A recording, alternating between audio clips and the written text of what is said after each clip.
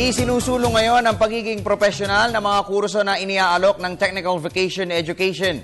Sa pamamagitan umano nito, mabibigyan na ng pagkakataon ng ating mga kababayan na nakapagtapos ng Technical Vocational Course na magkaroon ng professional fee at makisabay sa kalidad ng edukasyon sa ibang bansa.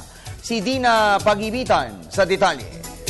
Dahil sa kagustuhang paunlarin ang kaalaman ng mga Pilipino, patuloy ang pagpapalawak ng ating pamahalaan upang maging dekalidad ang edukasyon at kaalaman ni Juan de la Cruz.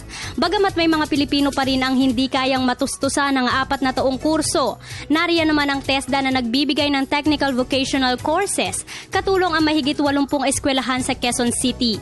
Dahil umano itinuturing na third-class career ang TechVoc, isinusulong ang advokasya ng professionalizing the TechVoc education o gawing profesional ang technical vocational education.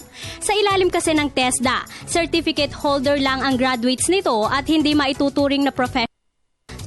The reason is we would like to have the graduates job security, then to have an international recognition, at the same time to have a social status. Alinsunod dito, isang panukalang batas ukol dito ang inihain sa Kongreso, ang Professional Regulatory and Licensing Board for Technical and Vocational Professions.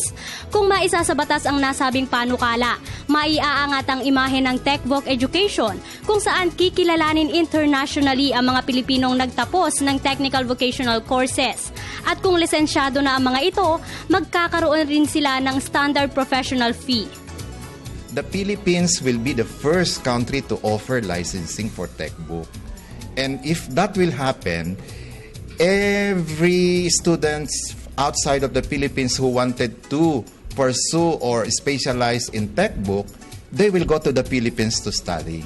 Magiging daan din ang pagsasabatas ng panukala upang maging miyembro ang Pilipinas ng International Licensing Organization. Tinatayaring magiging globally competitive na ang TechVoc kabilang ang curriculum, facilities and faculties nito. Samantala, ayon naman sa pamunuan ng TESDA, magbibigay ito ng positibong bago para sa mga estudyanteng kumukuha ng TechVoc courses.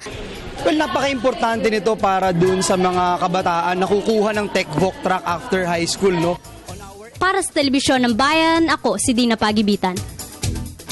Tandaan po lamang na ang tunay na ikauunlad ng ating sarili ay nasa atin mismo. Yan po ang gustong iparating ng mga nasa industriya ng Technical Vocational Education, lalo pat kayang hubugin ng kanilang kurso ang mga natatanging kakayahan ng bawat Pilipino. Samantala, para po laging updated sa mga programa ng pamahalaan, bisitahin at ilike ang Facebook page ng Philippine Development Plan. Maaari din pong magbigay dito ng inyong mga komento at suhestyon.